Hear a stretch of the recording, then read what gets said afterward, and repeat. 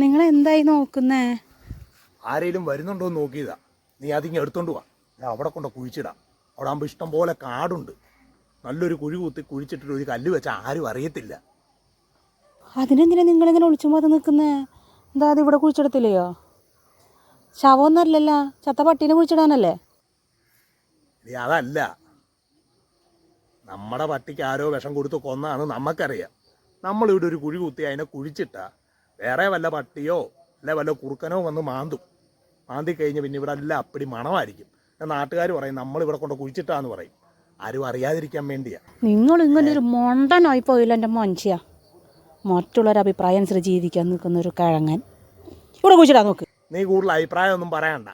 ഞാൻ കുഴിച്ചിട്ട് കയറി വന്നേക്കാം, നീ അങ്ങ് കയറിപ്പോ. നിന്നെ ഇപ്പം ആരാ ഇങ്ങോട്ട് വിളിച്ചേ? മനുഷ്യൻ എങ്ങോട്ടേലും പോയാൽ അന്നേരം ചിരിച്ചോണ്ട് ഇങ്ങോട്ട് വരും അഭിപ്രായം പറയാനായിട്ട്. വീട്ടിലാണേലും ഇതല്ലേ ഗതി. ഒരു സൗകര്യം തരികയില്ല.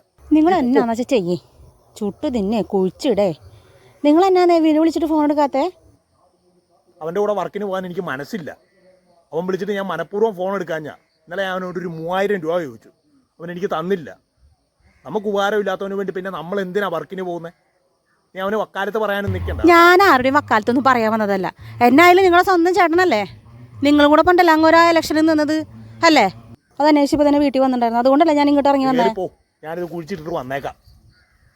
മനുഷ്യനെ മെനക്കെടുത്താനായിട്ട് ആ ചാക്കിങ്ങിതാ. ഓ ഇല്ല, ഇങ്ങോട്ട് ഇറങ്ങി വാ. വരണോ?